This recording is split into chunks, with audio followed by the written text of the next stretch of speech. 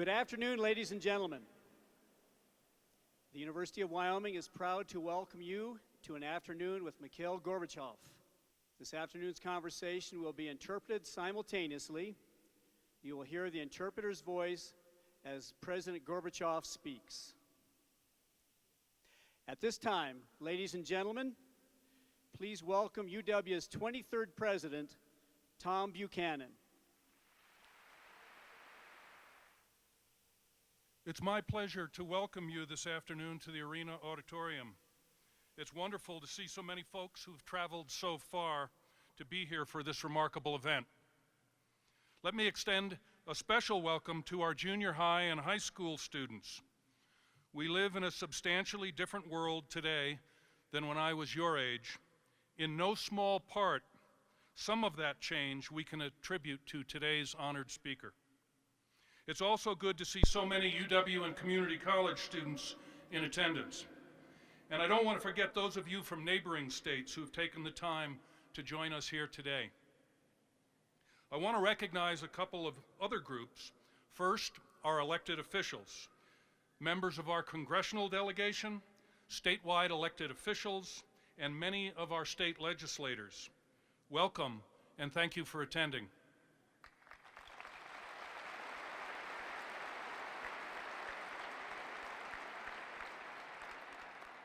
In preparing for President Gorbachev's visit, UW asked its students to submit questions to pose to President Gorbachev.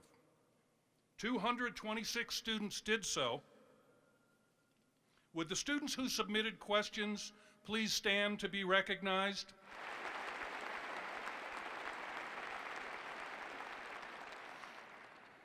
After considerable deliberation, 8 student questions were selected for Senator Simpson to pose to President Gorbachev.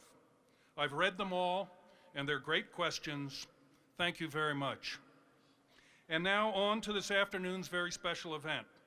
We are here to welcome and talk with one of the most significant world figures in our lifetimes, President Mikhail Gorbachev. President Gorbachev's visit reflects UW's increased efforts to provide significant international experiences for our students, faculty, and residents of Wyoming. Our students in particular understand world events. The amazing advances in technology bring the world to their desktops, to their doorsteps, and to their iPhones every day. They want more opportunities to study abroad and seek out interaction with people from other countries. They realize that they will soon be playing an active role in shaping the world in which they and the next generation will live. On that note, please join me in welcoming Wyoming's Chief Executive and a strong voice for high-quality education, Governor Matt Mead.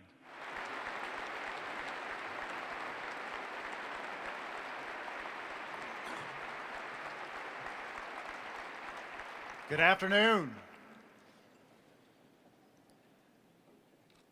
It's an honor for me to introduce President Mikhail Gorbachev to Wyoming and the University of Wyoming campus. Mikhail Gorbachev is among the most transformational world leaders of the 20th century. Among his great accomplishments, he negotiated 2 broad disarmament pacts with the United States, worked to bring more openness to his country, and ended communist rule in Eastern Europe. President Gorbachev is well known for sharing with the world 2 new words, perestroika, or governmental restructuring, and glasnost, or political openness. Those 2 words alone speak volumes about his broader achievements, the lives he touched, and the future he shaped. In recognition of his accomplishments, President Gorbachev received the 1990 Nobel Peace Prize, as well as many, many other high honors in his country.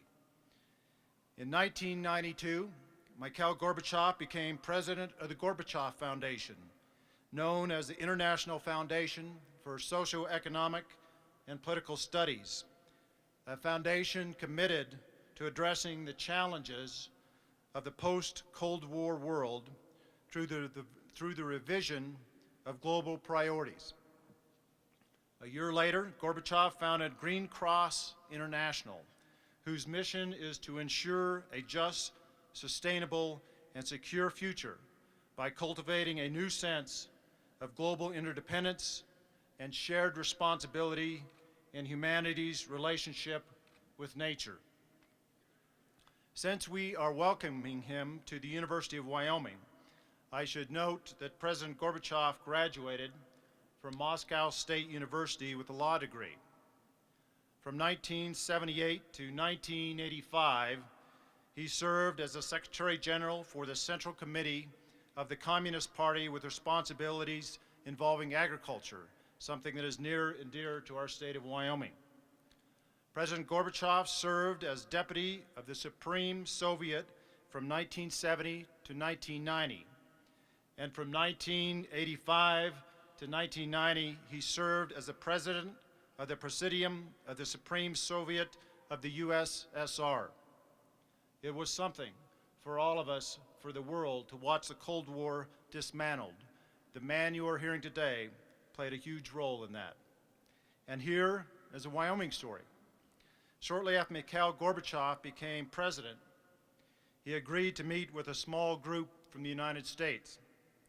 This was not an official delegation of the United States government. It was a group traveling to the Soviet Union for a discussion involving refugee issues. Included in this group was then junior senator from Wyoming, our very own Alan Simpson. The Simpson group was among just a few groups from the West to have an audience with a new leader.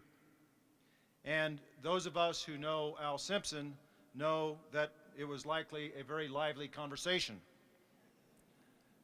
The Russian interpreter, I was told, struggled to keep up with the Simpsonized version of the English language, but from all reports did a splendid job.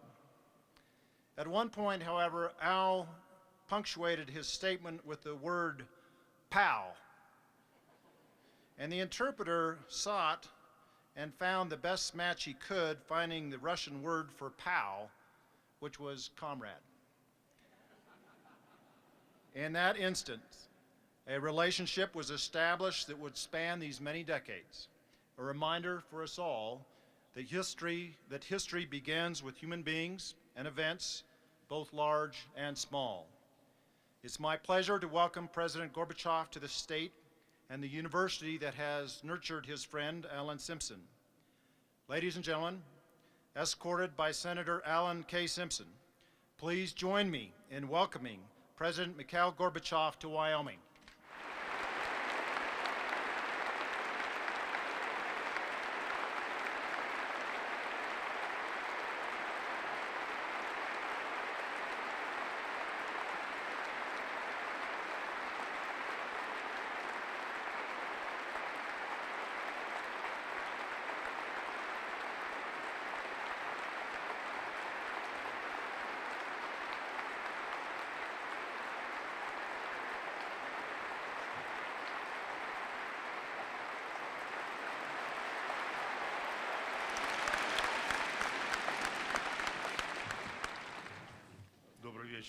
Good afternoon, dear friends.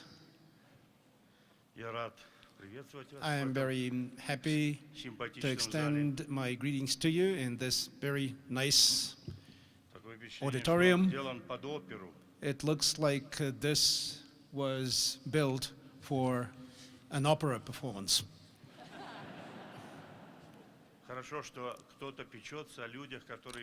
It is good that such beautiful buildings are built in places which are rather harsh climate-wise.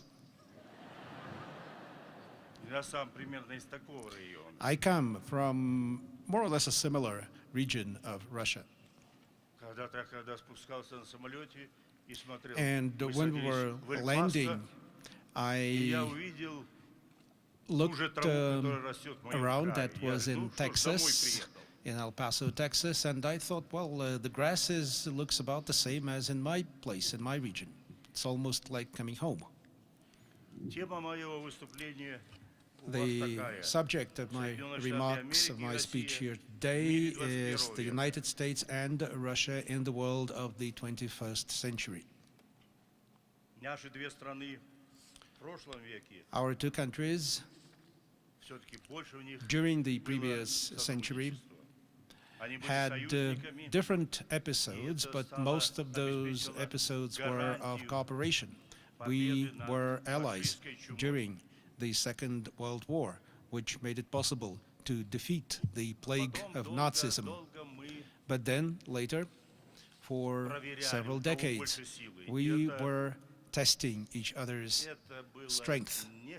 And that was not a good period in our relations. But let's blame it all on Winston Churchill. He was a great man, but it seemed to him that the Soviet Union was on the verge of sweeping all the way to the Atlantic. I will tell you this and let him hear it too. We did not have any such plans. There were no such plans in the Soviet Union of that kind of aggression. Europe is our region because we are Europeans, even though Russia extends almost 10,000 kilometers and 10 time zones. It takes 7, 8, 9 hours to reach the far east to fly to the far east of Russia. We in Russia have a lot of work to do, but we also have the resources. Perhaps 40% of the world's natural resources are in Russia. Now, from this rather lyrical introduction, let me go to the subject. We live in a global world. It is already a global world. And we feel that. We feel a different kind of environment, a different kind of world that we do not fully understand. We do not quite know how to manage the affairs of the global world. We have to be frank saying that. I was surprised recently to hear a few weeks ago Alan Greenspan saying something very similar. He was asked what is happening in the world, what are the causes of the crisis, what is going to happen to all of us. And then Mr. Greenspan, whom we all trusted, the political leaders also trusted him. He seemed to be the person who understands, who takes the important economic decisions, who deserves our trust and respect. And he said, I just don't know. I don't know what's happening. So how is it that we are in this kind of bind? And he said, I don't know what needs to be done. So I am also a human being like him. And I think that the only thing that we should rely on is, of course, God and our work, and giving every effort, our mental and physical effort, to make sure that we live on this planet in peace and in good order so that we could continue life on Earth for many, many centuries to come. So, let me ask this question. Is it possible to build a truly new, just and secure world order? Why am I asking this question? Because I recall the words of Pope John Paul II, a person all of us know very well. I was his friend. We both were very friendly until the very last days of his life. We maintained close contact. So Pope John Paul II said, we need a new world order. A world order that would be more stable, more just, and more humane. And I think that he said it best. Whoever else later tried to characterize, to describe this necessary New World Order, I think no one improved on that formula. He actually did it best. He described the best, the world order that we need in this 21st century. Let's also ask this question: what is the role of our two countries, America and Russia, in today's global world? Can we be satisfied with the state of relations between our two nations? By the way, I have just talked on the telephone with former President George Bush. I would like to thank Senator Simpson, who has been entrusted with helping me here, and I appreciate his help in connecting with President Bush. We have not met for some time. I see that he continues to grow taller, while I am growing wider. So I would like to convey George Bush's best regards to all of you, because he wanted me to say hello to you. So, again, going back to the question, can we be satisfied with the state of relations between our two countries today? What could be done, what should be done to improve our relations? These are all the right questions.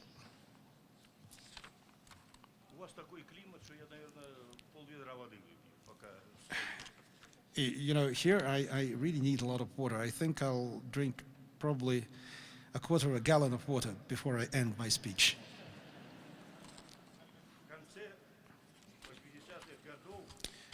At the end of the 1980s,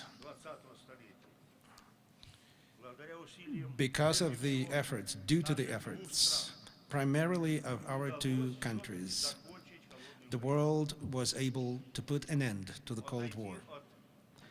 We were able to step away from the edge of the precipice, from the edge of the possibility of nuclear war.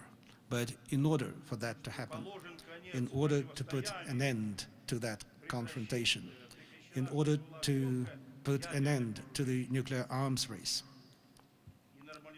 to normalize relations, our country's relations with the United States, with China, with other countries, in order to put an end to most of the regional conflicts that had been and that had continued for decades. A lot of things needed to be done. A lot of things needed to be changed. We really needed change. And at that time, we found the courage for that change. And among those changes, I don't want to boast, but nevertheless, let me say that among all of those changes, perestroika was very important. Perestroika was a conscious choice of our entire society. I would say that changes were knocking at our doors and windows. We needed the courage for change, even though we understood that change is risky, change is even dangerous. But in our society, everywhere in the Soviet Union, this demand was everywhere. That is to say, we need change. We can no longer live as before. So, on the one hand, the Soviet Union was a rich country, but its history had been so tortuous, and during that history it had spent so much on defense, on military purposes, that there were shortages of everything in our country. So the change that really affected the very foundations of our life and of our state became possible when the leadership in our country changed, when the leadership in the Soviet Union was assumed by the new generation of political leaders. Politicians should be allowed to make way to the higher levels. They should never be kept at the same level for a long time. Look at what happened in those countries in Africa, where they had the same leader, the same president for 20 or 30 years. So what's necessary is a process of election, a democratic process of replacement. And so when this replacement happened, before this replacement happened, before I became the leader of the country, the General Secretary of the Central Committee of the Communist Party, we had old leaders, 5 different General Secretaries.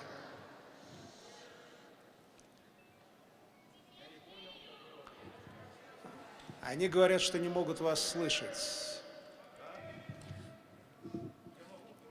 Well, I could speak louder. It's a technical question. Yeah.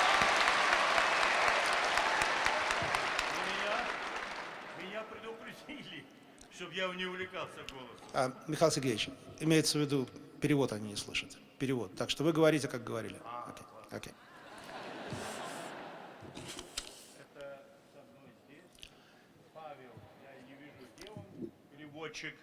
Okay, you hear the voice of my interpreter, whom I cannot see, but I've been working with him for 25 years. And also present here, my daughter Irina, and I would like her to rise for you to acknowledge her.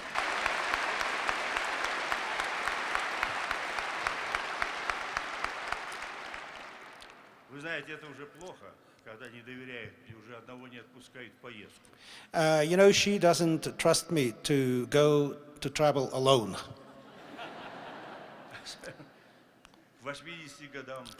But at age 80, you know, one has all kinds of issues, health issues. But if you have a car, an American car, or a Toyota, or whatever, you go to a service station and they replace a part. It's that simple with a car, but with a human being, that is not yet the case.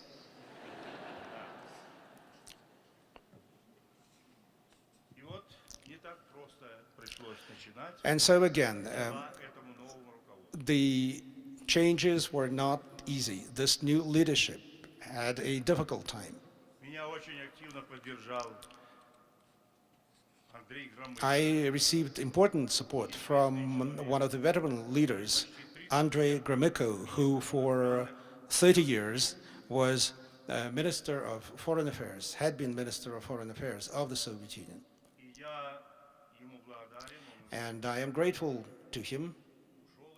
He has since passed away. But when I said to him, on the eve of that change, I said to him, people demand change. We need to start change. He said, I agree with you. And I asked him, do I understand correctly that we will join our efforts to effect change? And he said, yes, it took us just 5 minutes to discuss this, and we agreed on that, and that was very important.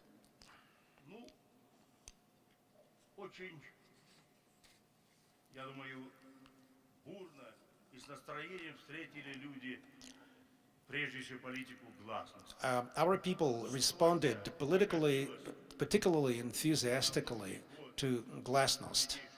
Our people had a lot to say. They wanted to speak out. For many years, they did not have a chance to speak out.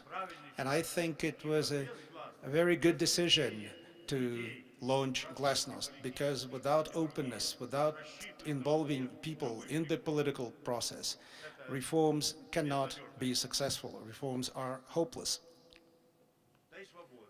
And also freedom. Freedom was made possible by glasnost.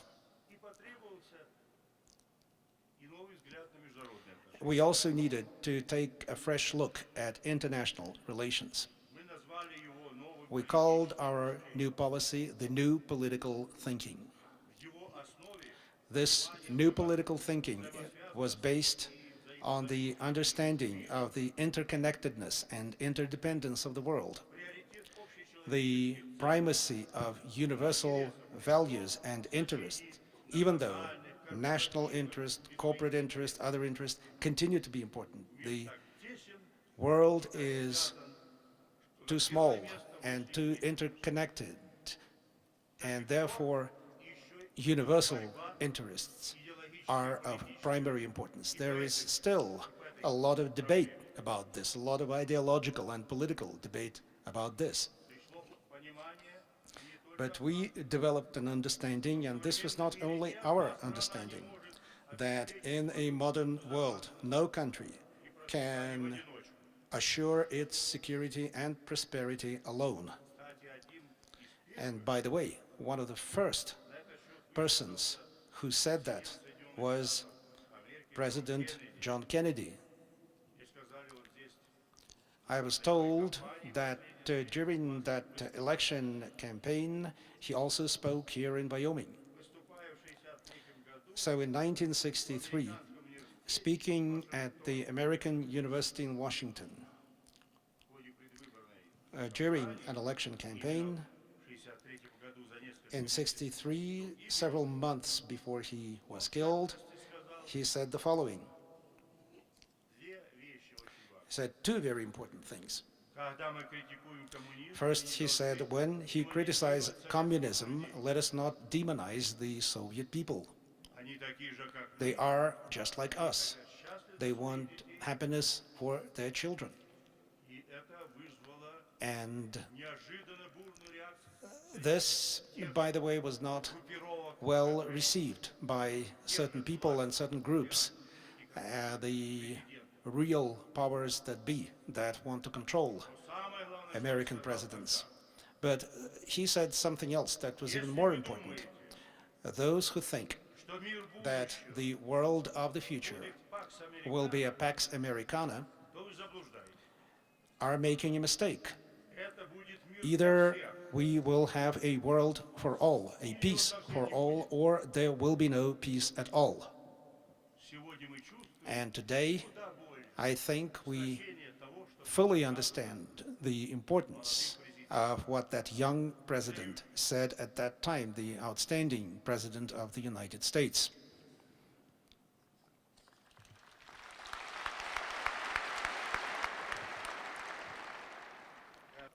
и прошел по всем I visited Dallas, and I visited the library and other places associated with his untimely death. I was given a lot of information about what happened.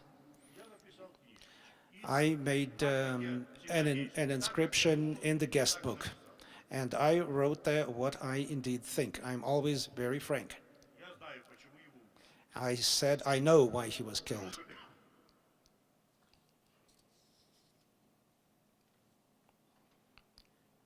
Да. Люди, которые идут на такие шаги, People who are capable of taking such risky steps in politics are always in danger.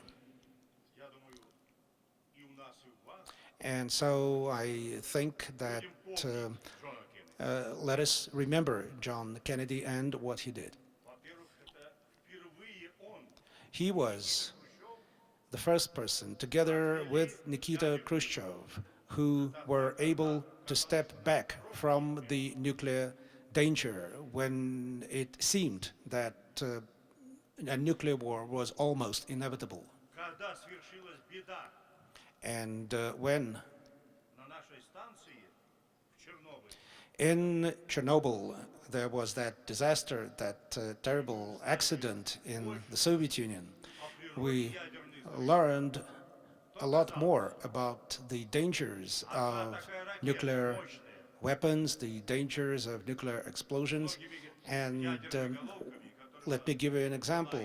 One nuclear missile with several warheads contains the destructive power of 100 Chernobyl explosions. And that is why I pay tribute to another US president, President Ronald Reagan.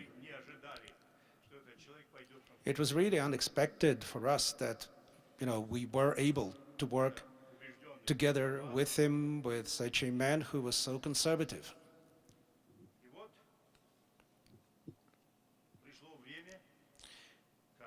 And the time came when we were able to start building a new relationship between our two nations.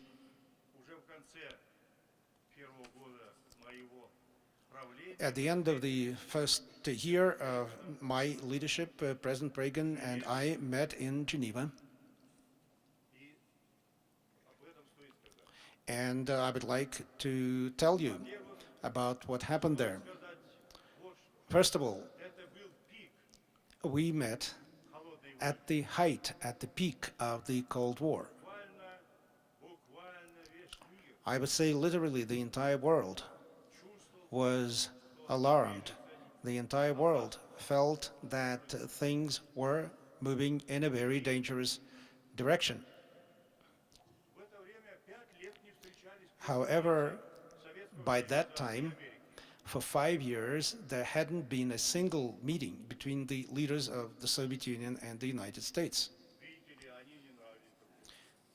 They kind of didn't like one another.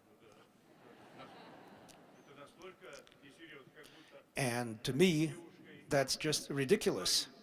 It's not like a date of a boy and a girl. It's a meeting of people who shoulder enormous responsibility. 95% of the power of nuclear weapons was in the hands of two nations, the Soviet Union and the United States. So when we met, and when we had spent an hour in a one-on-one talk, in a one-on-one conversation, the first conversation was a bad one. It was just an exchange of accusations. And then I went back to confer with my delegation, and they asked me, what's your impression of Mr. Reagan? And I said, he is so conservative. He is a real dinosaur.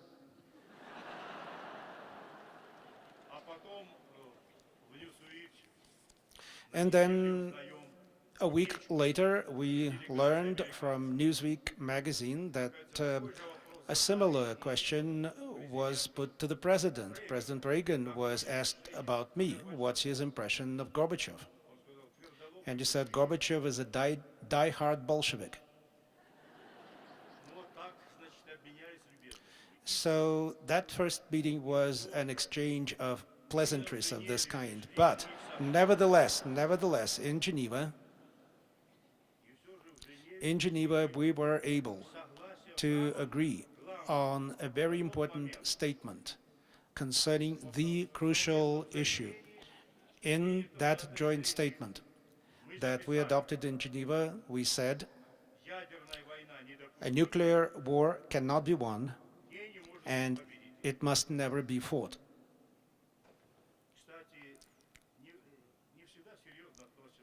By the way, sometimes the new generation takes an attitude that is not quite responsible and not quite serious, because after President Reagan and I stepped down, certain American military doctrines also accepted the possibility of nuclear war and even of preventive nuclear strikes. Does American society accept that? What about American democracy? This doctrine was approved, nevertheless, by the US government. I think this is a very serious matter.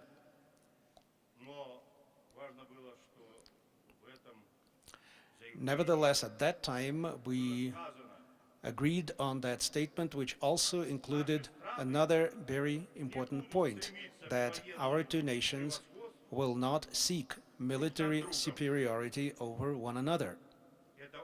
That was an extremely important political statement.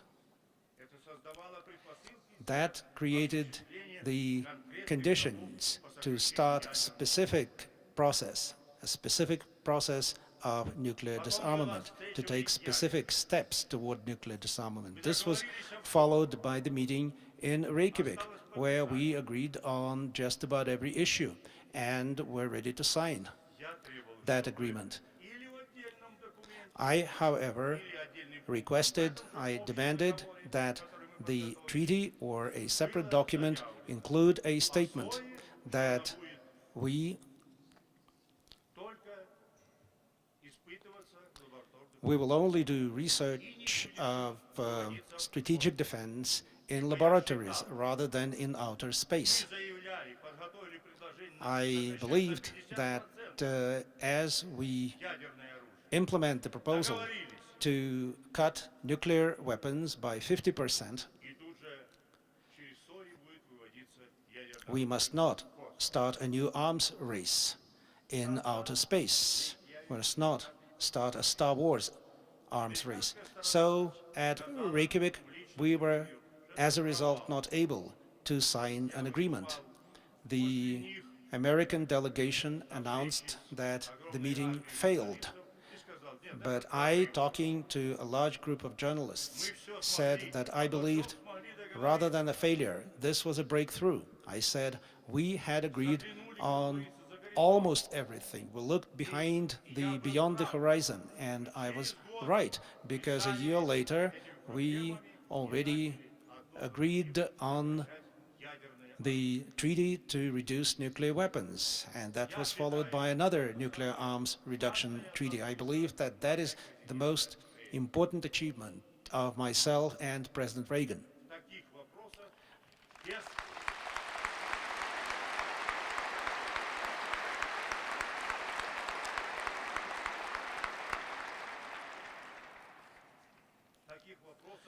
In matters of this kind, one must take a very firm position, and that position must be taken by the leaders. Without that, there will be no success.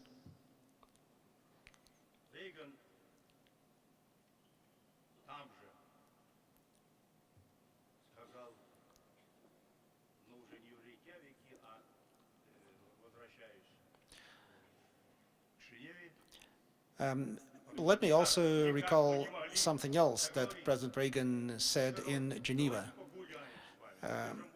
When we found it difficult to reach an agreement, he said, Mr. President, Mr. General Secretary, let us take a walk. Maybe we need a little fresh air. I said, well, it seems to me I have enough air, but let us take a walk. And so we took that walk. And he asked me, what would be the reaction of the Soviet Union if the United States were attacked from outer space? I said, we would be with you, we would help you. And I said, what about you? He said, yeah, we too would help you. And that, I think, was a good expression of mutual trust.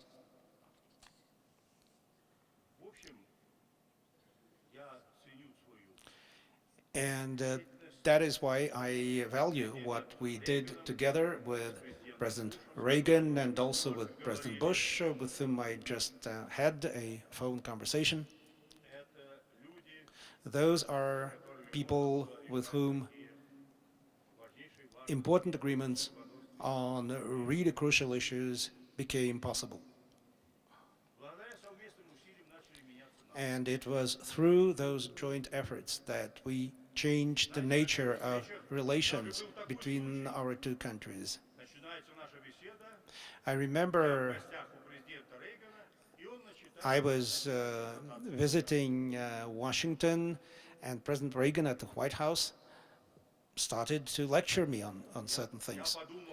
And I thought, well, Mr. President, you were born the same year as my mother. You are older, but you have no right to lecture me nevertheless. And so I had to stop him, and I said, I apologize, Mr. President. You are not a teacher, and I'm not a student. And you're not a prosecutor, and I'm not an accused. If you want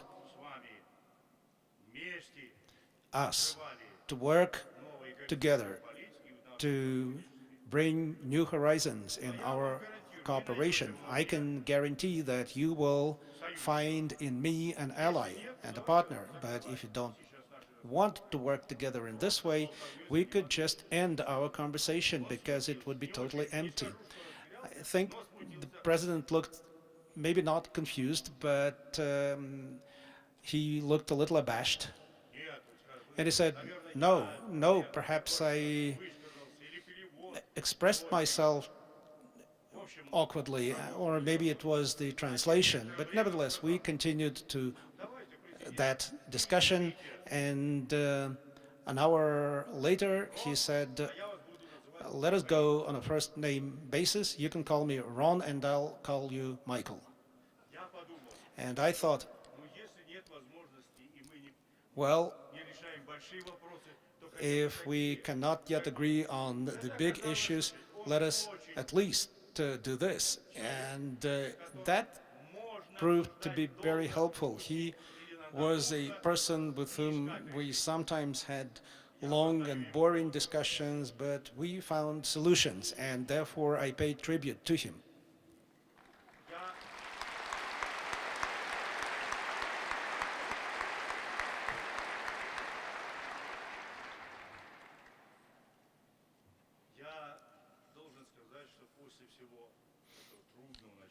So after a difficult beginning, we were able to build trust. Reagan visited the Soviet Union. He was allowed to see and to visit with anyone he wanted. He took walks in the streets of our cities. He met with our dissidents and did what he wanted. He visited St. Petersburg. He also visited the estate of the writer Leo Tolstoy. And during his walk in the Kremlin, he was asked by a reporter, Mr. President, it looks like you're doing well, you're getting along with the Soviet leaders. He said, yes, indeed, our relationship is improving. So he was asked, do you still regard the Soviet Union as an evil empire? He said, no. He said, I was right when I said that, but now I no longer consider the Soviet Union an evil empire, because what is happening as part of perestroika is real change that we appreciate. So this was the path that we took. This was the path that led us to the solutions, including the problem of the Berlin Wall.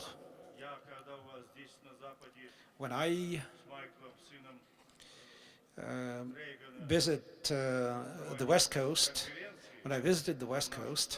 I had several dialogues with Michael Reagan, the president's son, and he asked me, what did you feel when President Reagan made that famous speech saying, tear down this wall, tear down the Berlin Wall? And I said, well, Americans often ask me about that famous speech, but in our country, we were not particularly concerned about that speech. We knew that the president's first profession was an actor, and so he kind of acted a good play.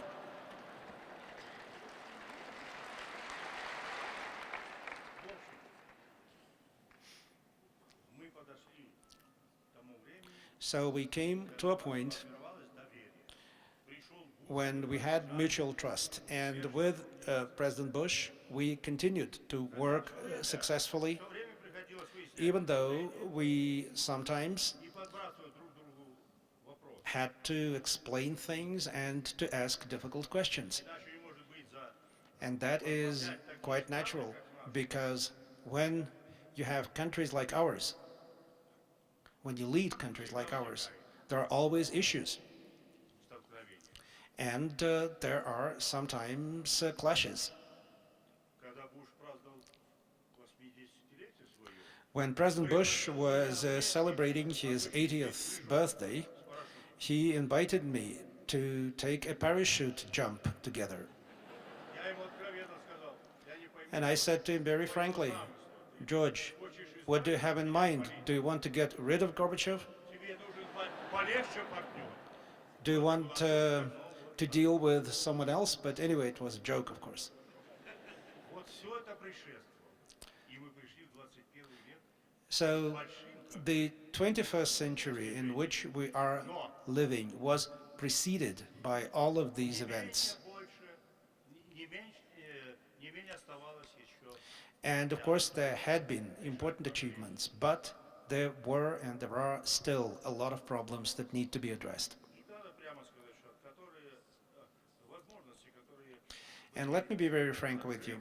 The opportunities, the possibilities that were opened up at the end of the Cold War, the possibilities created by agreements on reducing nuclear weapons, on expanding our contacts, those opportunities какой-то часть, have not been fully used.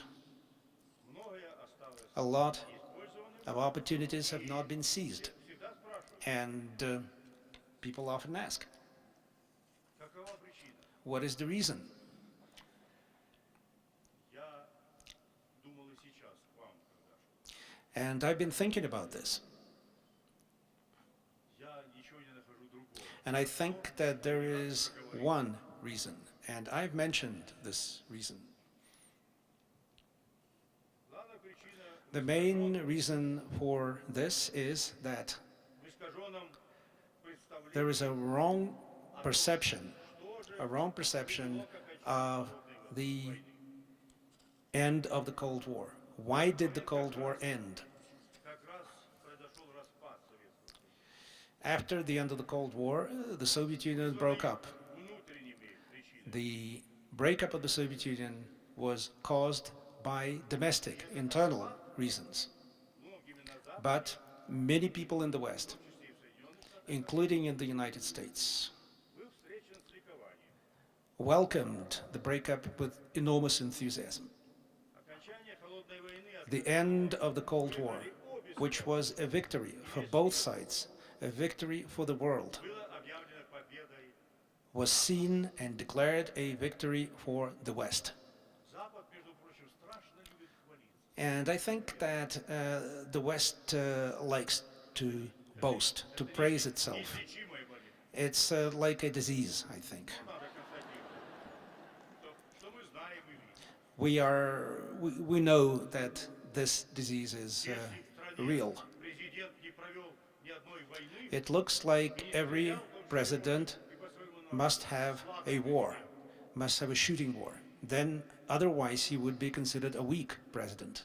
а ты попробуй в любой ситуации думать о людях, I think in any situation, presidents must think about avoiding war, thinking about people's lives and about the future.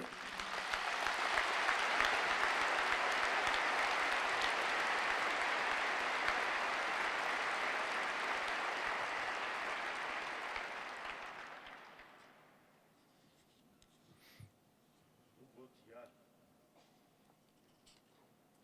подошел, может быть, еще к более острому вопросу. So I've come here to an issue that I regard as Раньше, very crucial. теперь вот я подхожу к реальности. I'm talking about something that is happening now, not about the past. Я должен сказать, мир не стал более безопасным. The world, unfortunately, hasn't become more secure. Говорит, что это так. Let us be honest. И новый мировой порядок не стал реальным. The New World Order has not become a reality. Его нет. We don't have this new world Есть order. какие-то звенья, какие-то We have новые. some elements and some new institutions, Нового мирового порядка. but not a new world order Механизм, that would be functioning like a mechanism that is based on international, regional, Организацию Объединенных Наций. global institutions, the United Nations. Such a world order hasn't been built. Методии. And Когда гром гремит, there is still just the reaction to problems. When it thunders, we begin to think about the storm а ведь and we begin to pray. столько беды в нашем мире. And this at a time when there still are so many misfortunes and evils in our world. Миллиард голодных, 1 billion people do not have enough to eat. а недоедающих и живущих Many of them весьма скромных go hungry. нищеты. Many people go hungry, and there are 3 billion people who live in poverty in the world. Здесь со мной присутствует президент Международного Зеленого Креста. Among people in my delegation is President of Green Cross International, Alexander Likatal. I would like you to recognize him.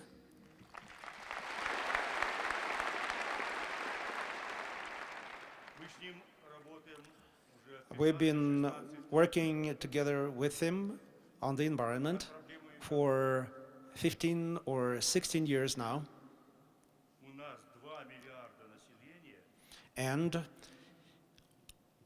не могут пользоваться. one of the things that we know is that 2 billion people in the world do not have access to clean water and to proper sanitation. 1 billion people, very simply, do not have access to water. Сегодня вода, Today, water дефицит, is the number one issue. It's the biggest shortage, the biggest deficit in the world is the deficit of water. бедность, отсталость, Poverty, backwardness, болезни. disease, Если все перечислять, and of course the list goes on. можно напугать слушателей. I don't want to scare you. Нам не надо бояться, но знать. We must not panic, but we must know about these problems. Это очень важно. That's very important. So the world needs solutions. Я должен вам сказать, что The world is in a very troubled state. я ее называю ситуацией, I like to say that the state of the world today в которой много смуты, is a state of trouble, неясности. a lot of confusion. Самое главное, что люди, у них иссякает терпение. And people are becoming Я impatient. бы сказал, вот надо всем нам желать, чтобы And хватало нам терпения. we must all, I think, wish for patience. We need patience in our families. We need patience in relations with our children, in relations with our spouses, И все остальное. and in everything else. And we need patience with our governments. But Надо просто не просто молчать. we cannot just keep silent. We have to react Вы смотрите, что происходит. and look at what is happening. Люди все больше протестуют. People are protesting, Протестом идут на улице. and they go out to protest in the streets. They go out to protest to their parliaments and their governments. Последние дни мы стали Over the past протестных weeks, we have seen such protests here in this country. Люди протестуют. People protest against poverty. Люди протестуют They protest против бедности. against poverty, against injustice, against inequality, against corporate greed. Я, если бы оказался And had I been there с ними, я бы at Wall Street, I would be with them.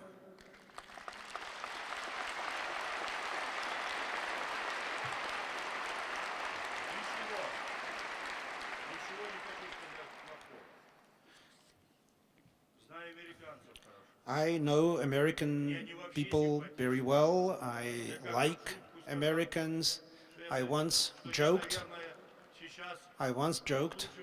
that I probably know this country better than many US presidents because for almost 20 years I've been visiting the United States once or twice a year. I've crisscrossed this country. I've been everywhere.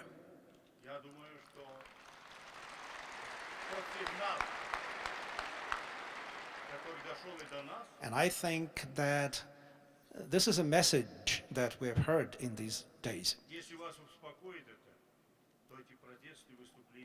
And let me tell you that we hear the same message of protest in Russia as well. And it's a real protest. And I, of course, would love to see less of that in both our countries. But, you know, these are our problems, but there is the world in which there are problems that are 10 and 100 times more severe. And unfortunately, sometimes there are certain extremists among those protesters, people who incite violence. But we must not look at them. We must look at the realities, at the real problems that make people protest in the streets. People have a right to protest. That right to protest is included in the constitutions of practically all democratic countries. But again, let us not allow that protest to be exploited by extremist elements. So we must act.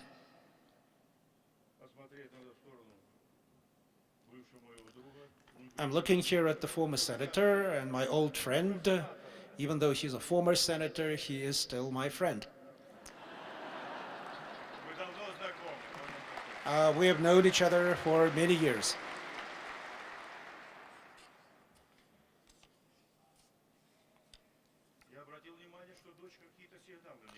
My daughter is sending me some signals. I probably need to change a few things. She controls me. She is my controller.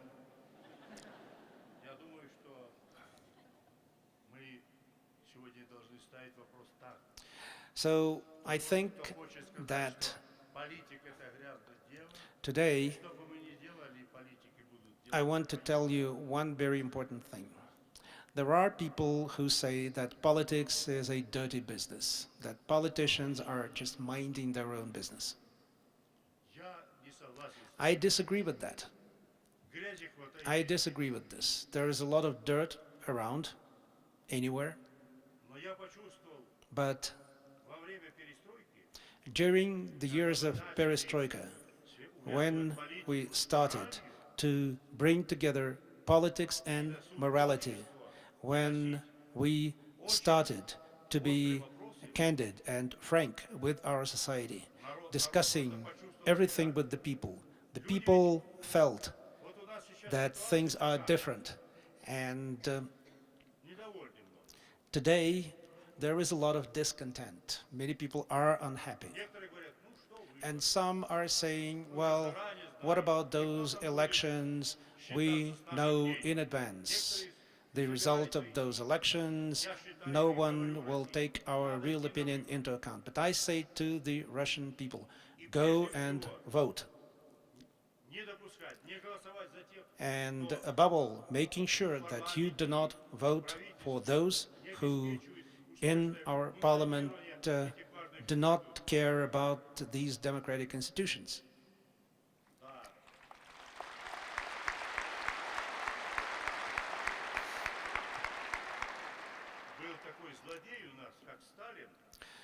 We went through the evils of Stalinism. He was a really evil man. He once said, it is not the important thing is not how they vote, but how we count the votes. During the years of perestroika, for the first time, we had real elections. In 1989 and 1980, we had really free, contested, fair elections, honest elections. We had up to 18 candidates on the ballot, and practically everyone voted, and many bureaucrats were defeated in those elections.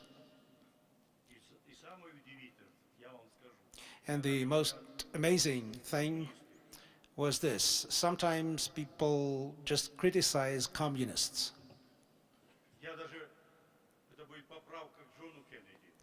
And I will say something that would add to that remark by John Kennedy, that would amend that remark.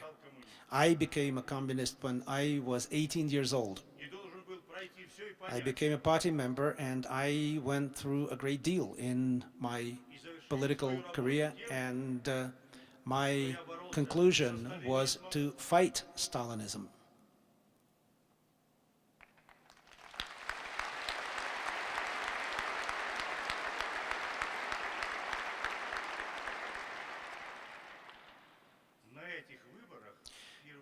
By the way, during those first free elections in Russia in 1989, 84% of the people who were elected by the people in a free election, were members of the Communist Party. That had never before been the case when the elections had been controlled. People vote in the free elections for those whom they really like. They know who to vote for. We have to trust the people. People trust us by electing us.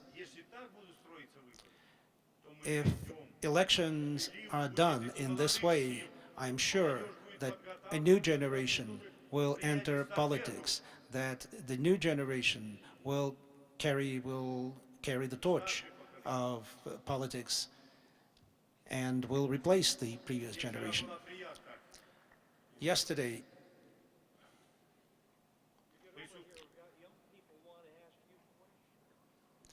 Mikhail Sergeyevich, сенатор говорит, вот здесь молодых людей много, и они хотели бы вам вопросы задать. They will ask questions, absolutely. Yesterday, I spoke at a big gathering of young people. There were 18,000 people there in the arena in Vancouver. They participate in a wonderful project. They take the initiative, but they also get a lot of support from the older generation. Their project, I think, should be extended to the United States. It's a very good project where they do make a difference. Now you get over here, your daughter is giving you signals, and I'm giving you signals. Да, уже не только ваша дочь подает вам сигналы, Михаил Сергеевич, но и You я. used to give me signals in the Вы когда-то Soviet... мне подавали сигналы, а теперь я вам.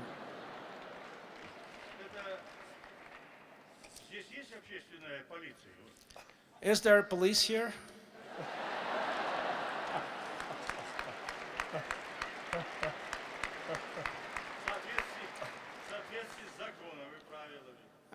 The police working in accordance with the rules and the laws, and I am nearing the conclusion of my remarks.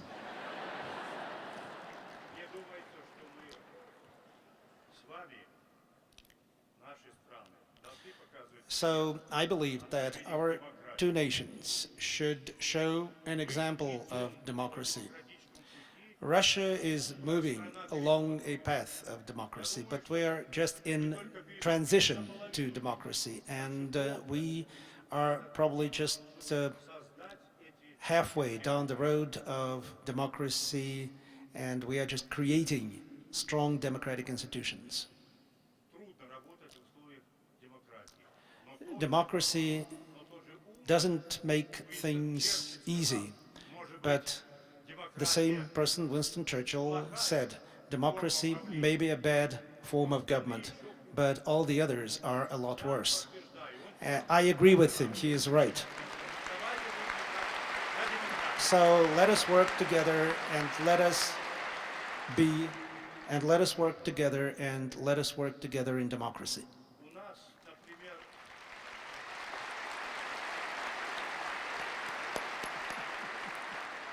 у нас возникли новые формы сотрудничества на линии гражданского общества.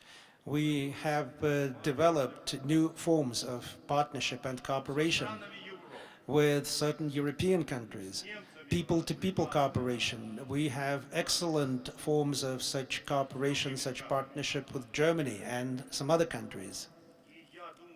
And I think that our two nations should do the same if our young people should meet more often.